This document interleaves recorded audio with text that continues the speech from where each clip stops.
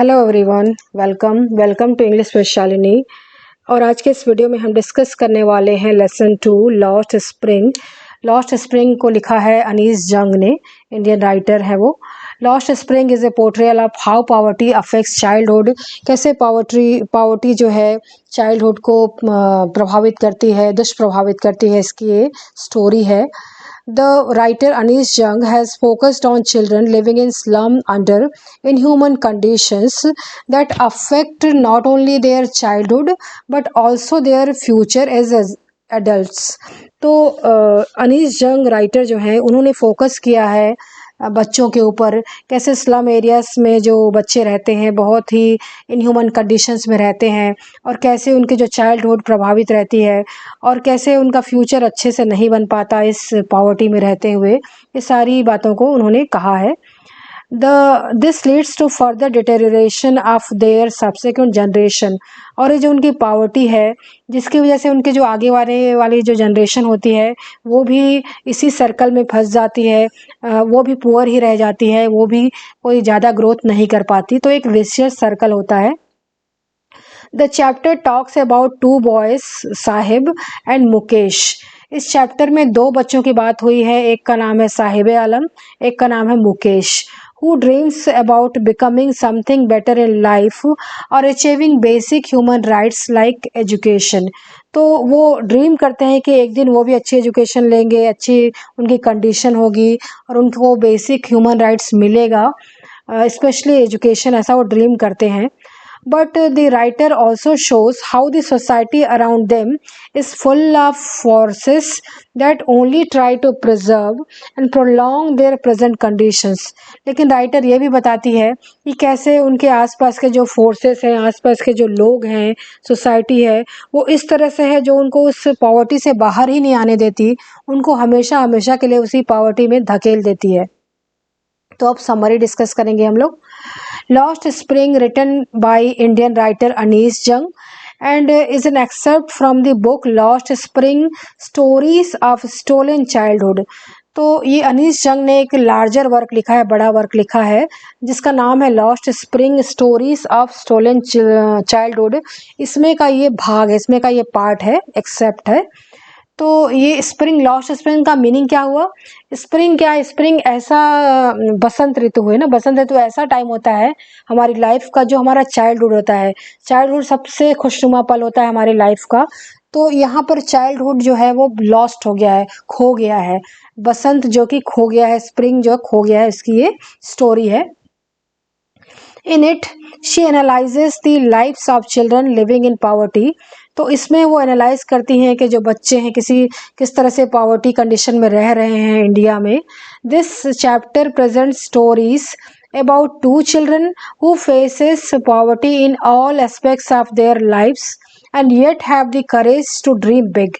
तो इस चैप्टर में डिस्कस करती है राइटर दो कहानियों के जरिए। इसमें दो अलग अलग कहानियां हैं, दो बच्चों की कहानियां हैं। एक कहानी मुकेश की कहानी है, एक कहानी साहिब की कहानी है। और कैसे उनके में पॉवर्टी वाले कंडीशन में रहने के बावजूद उनके में करेज है, अच्छा ड्रीम करने की, बिग ड्रीम करने की करेज है उनके में।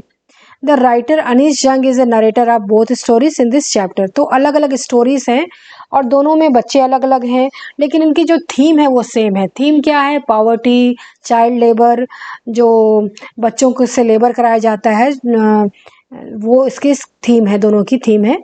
Sometimes I find rupees in garbage. तो ये जो स्टोरी है ये साहिब की स्टोरी है।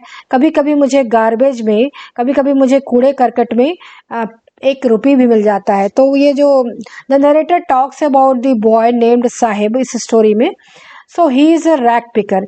इस स्टोरी में एक बच्चे की कहानी है जो कि रैक पिकर है, जो कि कूड़ा करकट उठाता है, उसमें से चीज़ें ढूंढता है जो उसके काम आ जाए, जिसको बेच के वो कुछ कमा सके। So he is a rag picker. Sahib Alam, उसका नाम है साहिब आलम, और साहिब आलम का मतलब होता है लॉर्ड ऑफ द यूनिवर्स, पूरे यूनिवर्स का बादशाह।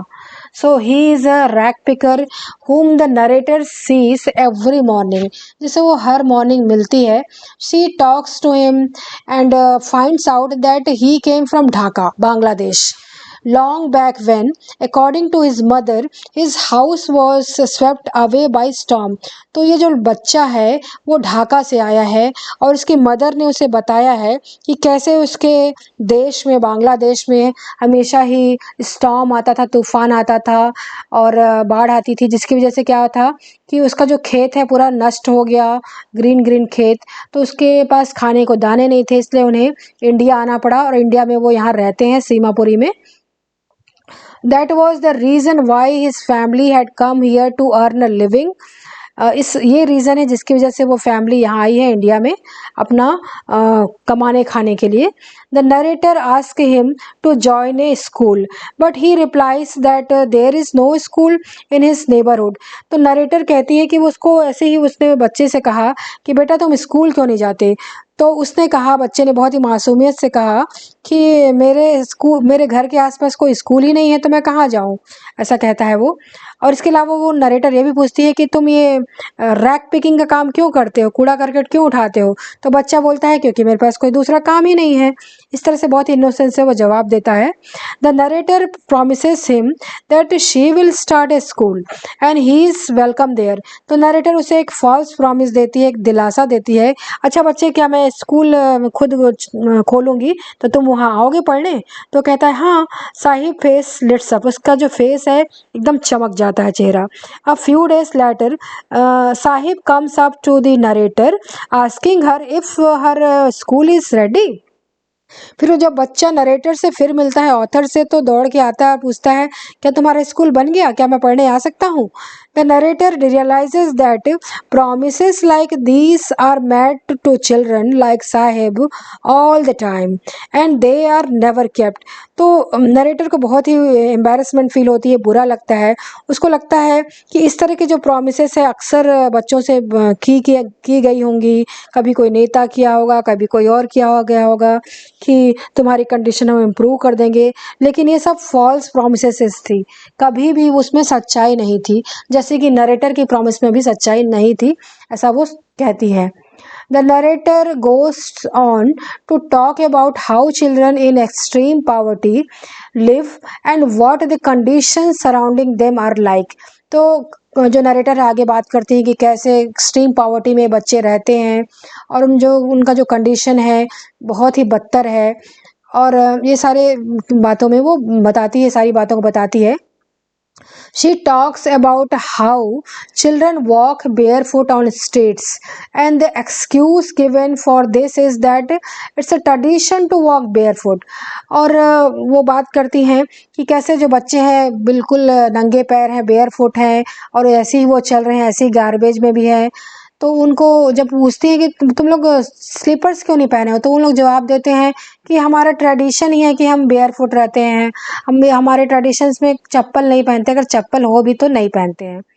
She thinks that more than a tradition, it might be an excuse to justify a continuous state of poverty।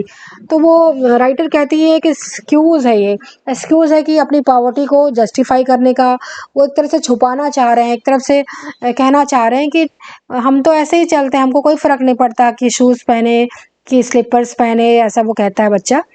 She remembers another incident where a man from ODP told her that he used to pray for a pair of shoes at temple in his childhood।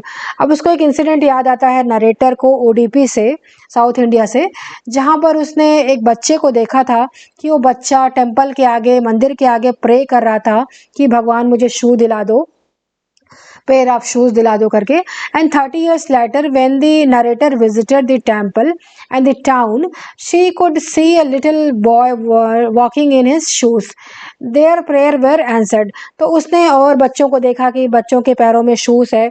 अब वो बच्चा तो बड़ा हो गया होगा 30 years बाद, लेकिन जो बाकी बच्चों को उन्होंने शूज में देखा, मतलब इन अ वे उन लोगों की कंडीशन, बच्चों की कंडीशंस इम्प्रूव हो गई थी, तो भगवान ने उनकी प्रेयर को आंसर कर दिया था।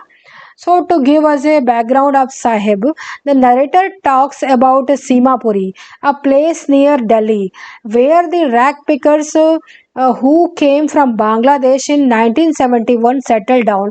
अब जो नरेटर है वो बैकग्राउंड देती है, साहिब का बैकग्राउंड देती हैं कि कहती हैं कि ये जो बच्चे हैं, ये जो बांग्लादेश के लोग हैं, वो जब 1971 में जो उथल पुथल हुई थी एक तरह से बांग्लादेश में, तो वो वहाँ से आ गए थे और ये सीमापुरी में बस गए थे, दिल्ली के जो पास में है। और ये क्या काम करते हैं? रैक पिकिंग का काम करते हैं, कूड़े करकट उठाते हैं। They have not been given any identity और परमिट्स, और इन्हें कोई आइडेंटिटी नहीं मिली है, कोई इनको कोई नागरिकता नहीं मिली है, कोई परमिट नहीं मिला है। Only ration cards are given to them that help them eat food and vote for politicians. तो पॉलिटिशियंस ने किसी तरह से उनको राशन कार्ड दे दिया है और एक वोटिंग राइट दे दिया है, वोटर कार्ड बन गया है, जिसकी वजह से वो पॉलिटिशियंस को जिता सकते हैं, वोट दे सकते हैं, और राशन कार्ड मिलने की वजह से वो सस्ते दामों में फूड ले सकते हैं। तो ये उनकी बस यही ओनली उनकी सुविधा है, अदरवाइज उनकी कंडीशन बहुत ही ख़राब है। They are deprived of any other rights, और कोई राइट्स नहीं है उनके पास। Only the years over the years rag picking has become an art for them. तो इतने सालों में जो रैक पिकिंग एक कला के समान हो गया उनके लिए, बहुत ही ईजी लगता है उनको। बच्चे काफ़ी इंजॉय करते हैं रैक पिकिंग को, उनको एज ए ट्रेजर हंट लगता है कि कोई खजाना ढूंढ रहे हो कचड़े में, और एडवेंचर की तरह लेते हैं वो, उनको बुरा नहीं लगता, ऐसा वो कह रही हैं। To a child like Sahib, finding a rupees और a 10 rupees note is a big achievement। और जैसे साहिब ने उसको बताया था नरेटर को, कभी कभी उसको 1 रुपये भी मिल जाता है, कभी कभी 10 रुपये भी मिल जाते हैं, कभी कभी कुछ नई चीज़ मिल जाती है, तो इसके लिए बहुत ही बड़ा अचीवमेंट है ये, एज अ ट्रेजर हंट है, ऐसा वो कहता है साहिब।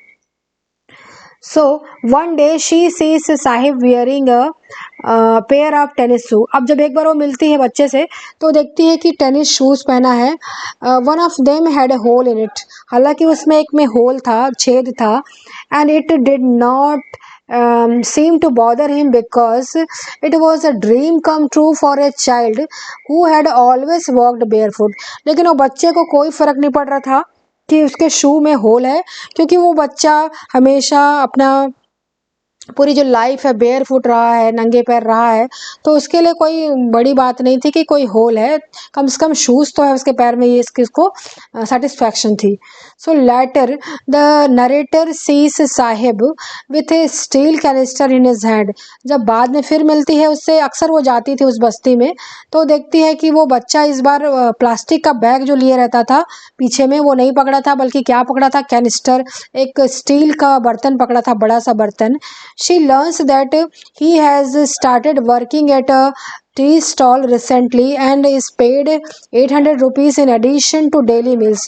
अब उसे पता चलता है, वो बच्चा उसे बताता है कि अब वो रैक पिकिंग का काम नहीं करता, बल्कि वो क्या करता है, एक टी स्टॉल में काम करता है, जहां उसको 800 रुपीज़ मिलते हैं, साथ में 2 वक्त का खाना मिलता है, ऐसा वो बताता है।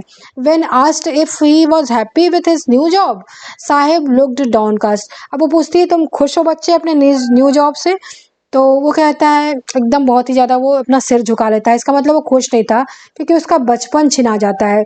अब हालांकि पहले वो रैक पिकिंग करता था, जो कि बहुत ही मतलब और भी बुरा जॉब था, लेकिन उसमें कम से कम वो खुश रहता था, क्योंकि उसको मज़ा आता था, एक तरह से बच्चे को ट्रेजर हंट के समान लगता था। लेकिन यहाँ पर वो खुश नहीं है।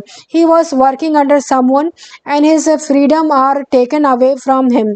अब वो किसी के अंडर काम कर रहा है, किसी का वो नौकर है, तो वो खुश नहीं है। He no longer had a carefree attitude and a steel canister seemed heavier than the plastic bag that he used to carry for rack picking। अब वो जो पहले तो वो एक स्टील बैग, अब पहले तो क्या था, वो एक प्लास्टिक बैग पकड़े रहता था रैक पिकिंग के लिए, तो वो हल्का था। और अब वो दिन भर एक कैनिस्टर पकड़े रहता है, एक दूध लेने जाता है, तो वो हैवी है। मतलब ये जो काम है उसका, उसके हिसाब से बहुत ही बेहतर नहीं है, क्योंकि उसे मज़ा नहीं आ रहा है, वो किसी के अंडर काम कर रहा है, किसी की डांट खा रहा है, उसका बचपन छीन रहा है, ऐसा वो कहता है। So now next story. ये जो स्टोरी है मुकेश की स्टोरी है, और ये जो मुकेश है वो एक चूड़ी की फैक्ट्री में काम करता है फिरोजाबाद में। और ये जो पिक्चर्स है एग्जैक्टली मुकेश के नहीं है, लेकिन एक इंटरनेट से मैंने पिक्चर्स निकाले हैं। So this excerpt is about the fate of a bangle maker in Firozabad. और इस स्टोरी का टाइटल क्या है? I want to drive a car. मैं एक कार चलाना चाहता हूँ। तो this excerpt is about the fate of bangle makers in Firozabad. Firozabad नाम की एक जगह है, एक शहर है बहुत ही फेमस फॉर बैंगल्स। तो वहाँ के बच्चों की कहानी है ये, और ये जो अंश है वहीं से है, वहीं का। The author portrays the kind of poverty that looms over the houses and streets of bangles makers in this town. तो ऑथर जो है ये कहानी बताती है, स्टोरी बताती हैं जो कि इन बैंगल सेलर्स की, बैंगल्स मेकर्स की कहानी है जो कि स्ट्रीट में बैंगल बनाते हैं इस टाउन में। Mukesh, a young boy from Firozabad, takes the narrator to his house. और जब ये मुझसे मिलती है मुकेश से, तो उसके बारे में बताता है वो क्या क्या हम लोग करते हैं। फिर वो अपने घर दिखाने भी ले जाता है। Where she discovers the green conditions under which the people work around furnace with high temperature without proper air and light. और वो उसको अपना फैक्ट्री भी दिखाता है, उसका अपना घर भी दिखाता है। तो उससे पता चलता है राइटर को कि वो जिस कंडीशन में काम करता है फैक्ट्री में, वह बहुत ही हाई टेम्परेचर रहता है। और तो वहाँ पर उसको बच्चे के लिए बहुत ही हानिकारक रहता है वो जो कंडीशन है, जिसमें बच्चे की आंखों की रोशनी भी चली जाती है जब वो एडल्ट होता है, ऐसा वो बताती है। और उसका जो घर है एकदम टूटा फूटा है, और वो उस घर में बहुत ही पुअर कंडीशन में रहता है। उसको 3 वक्त का खाना भी नहीं मिलता वहाँ पर। They do not know that it is illegal for children to be working under these kinds of conditions. अब ये जो बच्चे हैं उनको ये नहीं पता कि इन बच्चों से ऐसा काम लेना बहुत ही इलीगल है। चाइल्ड लेबर इलीगल है इंडिया में। 14 से कम उम्र के बच्चों को मतलब आप काम नहीं ले सकते, चाइल्ड लेबर नहीं ले सकते इस तरह से। The narrator observes that bangle making is done by people belonging to a particular caste socializing in it. तो ये नरेटर बताती हैं कि बैंगल मेकिंग जो है स्पेशली किस खास कास्ट के लोग करते हैं यहाँ पर, और उनको स्पेशलिटी हासिल है इस बैंगल मेकिंग में, और पीढ़ी दर पीढ़ी वो काम कर रहे हैं और उसे एज ए फेट लेते हैं। वो कहते हैं कि यही उनका काम है, यही उनका कर्म है, यही उनका भाग्य है। The art has been passed down from parents to their children for generation. सो ये जो आर्ट है, ये जो कला है बैंगल मेकिंग की, वो पीढ़ी दर पीढ़ी ट्रांसफ़र हो रही है। Even after the whole family worked at a bangle factory they remain poor. और हालांकि पूरी की पूरी फैमिली ही बैंगल मेकिंग के बिजनेस में है, काम कर रही है, फिर भी जो बैंगल मेकर्स हैं बहुत ही ज़्यादा पुअर कंडीशन में रह रहे हैं, पुअर हैं। Why? Mukesh family was not able to build a proper house. उनके पास प्रॉपर हाउस नहीं है, टूटा फूटा घर है। The same is the fate of the other people living in this area. और ऐसा ही फेट, ऐसा ही भाग्य दूसरे लोगों का भी है जो इस एरिया में वर्क कर रहे हैं इसी काम में।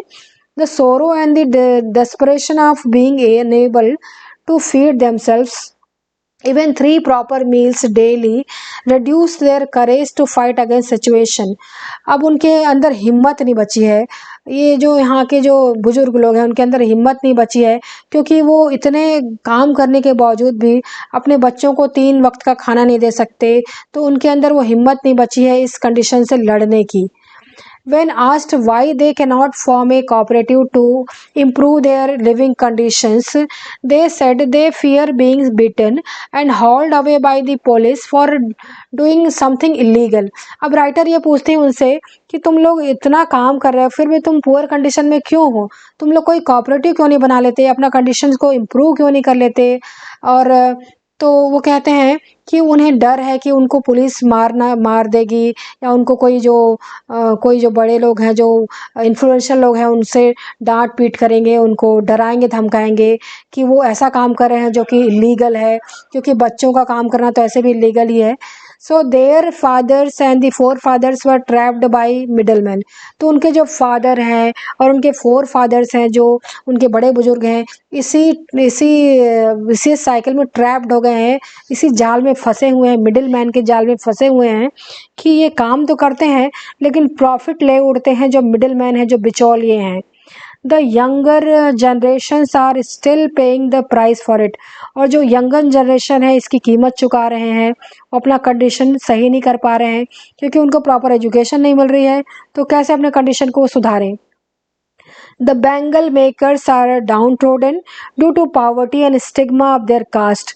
और जो बेंगल मेकर्स हैं वो इस तरह इसलिए भी दबे कुचले हैं पावर्टी की वजह से, गरीबी की वजह से और अपने कास्ट के स्टिग्मा की वजह से, कि एक तरह से स्टिग्मा दे दिया गया है कि तुम इस कास्ट को बिलोंग करते हो तो तुम यही काम करोगे, सिर्फ बेंगल मेकिंग का ही काम करोगे और कोई दूसरा काम तुम नहीं कर सकते।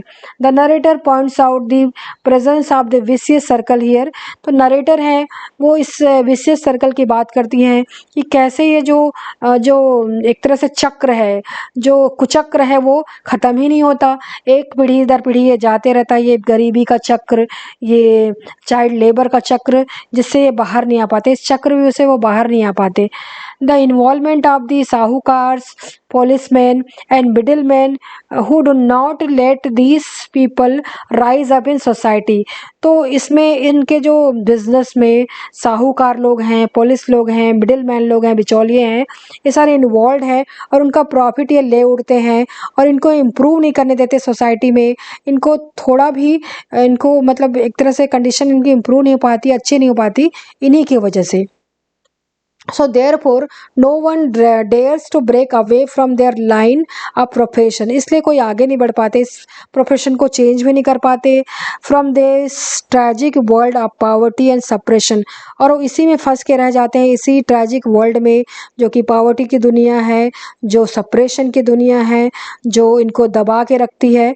Mukesh dreams of being a motor mechanic and the narrator sees a flash of rebellion in his eyes. लेकिन एक डिफरेंस है, डिफरेंस ये है कि मुकेश है वो कुछ नया ड्रीम करता है। अभी जो बच्चा था साहिब आलम वो कोई नया ड्रीम नहीं देख रहा था, लेकिन ये जो मुकेश है जो बैंगल्स मेकिंग का काम करता है वो एक दिन ये मोटर मैकेनिक बनना चाहता है। और राइटर ने देखा कि उसकी आंखों में एक चमक है, एक चमक है और एक रिबेलियन, एक क्रांति की चमक है, वो अपनी कंडीशन को चेंज करना चाहता है। She asked him if he would like to be a pilot someday. जब राइटर उससे पूछती है कि क्या किसी समय तुम पायलट भी बनना चाहोगे, क्या पायलट बनना चाहोगे, तो मुकेश सीम्ड एम्बेरेस्ड, वो एम्बेरेस हो जाता है, वो एक तरह से वो कहना चाहिए उसको शर्म आ जाती है। And replied that he was happy dreaming about being a motor mechanic, flying a plane was a dream beyond his reach. वो कहते हैं नहीं नहीं, मैं खुश हूँ कि शायद मैं किसी दिन मोटर मैकेनिक बन जाऊँ, प्लेन उड़ाना तो मेरे बस की बात नहीं है, ये मेरे ड्रीम में नहीं है, ऐसा वो कहता है। अब इस स्टोरी का कंक्लूजन क्या है, निष्कर्ष क्या है? So the last spring summary shows how we humans create a vicious circle of suppression and torture for our fellow human beings that leads to social and economic imbalance in society। तो इस story summary का जो yeast है वो conclusion ये है कि कैसे हम खुद ये ह्यूमन बींग्स इस जिम्मेदार हैं, इस विशेष सर्कल के जिम्मेदार हैं, जिसमें जो बच्चे हैं, जो गरीब लोग हैं, हमेशा हमेशा के लिए दबे कुचले रहते हैं, टॉर्चर सहते रहते हैं गरीबी का, और कैसे सोसाइटी में वो आगे नहीं बढ़ पाते हैं, कैसे सोसाइटी में एक इम्बैलेंस रहता है, इकोनॉमिक इम्बैलेंस रहता है, जहाँ पर अमीर जो है बहुत अमीर है, गरीब है बहुत ही गरीब है, कोई बैलेंस नहीं है। ऐसा इसके हम ही जिम्मेदार हैं। While one class of human beings enjoy the benefits of human rights and identity, एक क्लास है ह्यूमन बीइंग का जिसे पूरी तरह से अधिकार है, मानवाधिकार हैं, जिसके पास एक आइडेंटिटी है, जो पूरी बेनिफिट्स ले रही है सोसाइटी का, देश का, समाज का। लेकिन वहीं पर another class of human beings is subjected to fear of entrapment and punishment with one wrongful use of socio-economic politics। लेकिन एक ऐसा क्लास, एक ऐसा वर्ग है जो सोशियो इकोनॉमिक पॉलिटिक्स में उलझ के रह गया है और जिसकी कंडीशन बहुत ही ख़राब है, वो जाल में फंसा हुआ है, गरीबी के जाल में, चाइल्ड लेबर के जाल में भुगत रहा है, पनिशमेंट झेल रहा है इस तरह से। सो बहुत ही इनइक्वालिटी है, असमानता है हमारे समाज में, हमारे इकोनॉमिक कंडीशंस में, सोशियो इकोनॉमिक पॉलिटिक्स में। The most affected victims of these processes are innocent children who miss out on their rights as a human beings when they are employed before they come of age, or deprived of basic needs such as education, clothes and shelter and food। अब अब बात करते हैं कि ये the most affected victims, इसके सबसे ज़्यादा जो प्रभावित बच्चे हैं, जो लोग हैं, विक्टिम्स हैं इस प्रोसेस के, इनोसेंट्स चिल्ड्रन हैं, मासूम बच्चे हैं जिन्हें ह्यूमन राइट्स नहीं मिलती, जिन्हें मानवाधिकार नहीं मिलते, and when they are employed before they come to age, और उनको एम्प्लॉय कर दिया जाता है, उनको रोज़गार में डाल दिया जाता है, जब वो बड़े भी नहीं हो पाए रहते उसके पहले उनको किसी न किसी काम में डाल दिया जाता है, और उन्हें बेसिक नीड्स नहीं मिल पाती, उन्हें एजुकेशन नहीं मिल पाता, उन्हें प्रॉपर क्लॉथ नहीं मिल पाता, प्रॉपर आश्रय नहीं मिल पाता, शेल्टर नहीं मिल पाता, प्रॉपर फूड नहीं मिल पाता, और बेचारे गरीबी के जाल में फंस कर रह जाते हैं। These children leads to another generations of impoverished and illiterate children, और ये जो सिलसिला है पीढ़ी दर पीढ़ी आगे बढ़ता है, उसकी जो नेक्स्ट जनरेशन है वो भी इसी पावर्टी के जाल में रहती है, वो भी गरीब रहती है, वो भी इलिटरेट रह जाती है। जैसे कि ये मुकेश है, इसके जो पीढ़ी जो पहली पीढ़ी थी गरीब थी, तो ये भी गरीब रह गया। इस तरह से ये जाल से बाहर नहीं आ पाते हैं। A vicious circle that keeps continuing till they are obliged to accept that it's their fate, और एक सर्कल चलता है, एक कुचक्र चलता है जिससे वो बाहर नहीं आ पाते, और अंत में इस जाल में फंस कर वो सोचते हैं कि ये उनका भाग्य है, उनका भाग्य ही है कि वो गरीब घर में जन्म लिए हैं, इस गरीबी में जन्म लिए हैं और हमेशा इसी गरीबी में मर जाएंगे, वो कभी आगे नहीं बढ़ पाएंगे, ऐसा वो खुद ही स्वीकार करने लग जाते हैं एक दिन। ऐसा ये चैप्टर है। अब थोड़ा सा इसका हम क्वेश्चन आंसर डिस्कस कर लेते हैं। So what is the main theme of lost spring, इसका थीम क्या है? The lost spring talks about the illegal and unhealthy socio economic politics. तो ये जो लॉस्ट स्प्रिंग है बात करता है कि कैसे जो सोशियो इकोनॉमिक पॉलिटिक्स है, जो समाज का और आर्थिक सामाजिक आर्थिक जो पॉलिटिक्स है वो कैसे इलीगल है, अनहेल्दी है, जो कि सही नहीं है। That keeps children living in poor societies, जो कि बच्चों को पुअर कंडीशन में रखता है, गरीबी में रखता है। From improving there conditions and moving up the societal ladder, जो कि गरीबी में उनको हमेशा हमेशा के लिए फंसा के रखता है और अपनी कंडीशन को वो सुधार नहीं पाते हैं, समाज में वो आगे नहीं बढ़ पाते हैं, पॉवर्टी से वो ऊपर नहीं उठ पाते हैं। Next, what is the summary of the lost spring? Summary क्या है? So lost spring talks about children living in poverty. ये बात करता है उन बच्चों के बारे में जो कि पुअर कंडीशन में रह रहे हैं, गरीबी में रह रहे हैं। Who are victims of treacherous politics, जो कि विक्टिम्स हैं, जो कि एक तरह से सताए हुए हैं इस ट्रेकरस पॉलिटिक्स के, इस धोखेबाज पॉलिटिक्स के, जो कि उनको सिर्फ जो वादे देते हैं करते कुछ नहीं है उनके लिए, इस कुचक्र के। And bad socio economic conditions, और वो इस सोशियो इकोनॉमिक कंडीशंस के भी शिकार हैं। They suffer and do not even get to enjoy basic human rights, वो यहाँ सफ़र करते रहते हैं और उनको प्रॉपर बेसिक मानवाधिकार भी नहीं मिल पाते, जैसे कि food, clothing, shelter and education, ये सारे से वो वंचित रहते हैं। Now what are the two world in the lost springs? इस लॉस्ट स्प्रिंग स्टोरी में दो वर्ल्ड क्या हैं, दो अलग अलग दुनिया क्या है?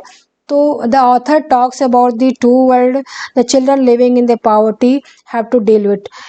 इस दो वर्ल्ड हैं जिनसे बच्चों को डील करना पड़ता है जो गरीबी में रहते हैं। So one in world is of the poverty and the stigma of their caste as a lower rank in society. एक तो वर्ल्ड है पावर्टी की दुनिया है, गरीबी की दुनिया है, और एक तरह से स्टिग्मा की दुनिया है जिसमें एक कास्ट में, पर्टिकुलर कास्ट में वो जन्म लेते हैं और उन्हें कह दिया जाता है कि अब तुम इस कास्ट को बिलोंग करते हो तो हमेशा तुम्हारा जो रैंक है लोअर रहेगा, सोसाइटी में तुम्हारा रैंक लोअर रहेगा, तुम गरीबी में रहोगे, तुम यही काम करोगे, ये दुनिया है उसकी। और the other is the vicious circle which is managed by sahukars, middle man and policeman who work in various ways to stop them from moving upward in societies। और एक दुनिया है, एक ऐसा समाज है, एक ऐसा वर्ल्ड है जो कि उनको इस विशेष सर्कल से बाहर ही नहीं आने देता, जो कि मैनेज करता है, जो उनकी दुनिया को मैनेज करता है वो है साहूकार हैं, बिचौलिए हैं, पुलिसमैन है, जो उनको ज़रा सा भी वो अगर वो अपनी कंडीशंस को इम्प्रूव भी करना चाहें तो करने नहीं देते, उनको समाज में आगे बढ़ने नहीं देते, उनसे कहना चाहिए उनको डांट डपट करते हैं, उनका बेनिफिट छीन ले जाते हैं। तो ये इसका वर्ल्ड है, टू वर्ल्ड है। तो ये था chapter lost spring. I hope कि ये वीडियो आपके लिए हेल्पफुल रहा होगा। अगर ऐसा है तो please share it with your friends और सब्सक्राइब माय चैनल। और मैंने बहुत सारे और वीडियो बना रखे हैं आपके इस चैप्टर पे, please watch it. Thank you so much for watching.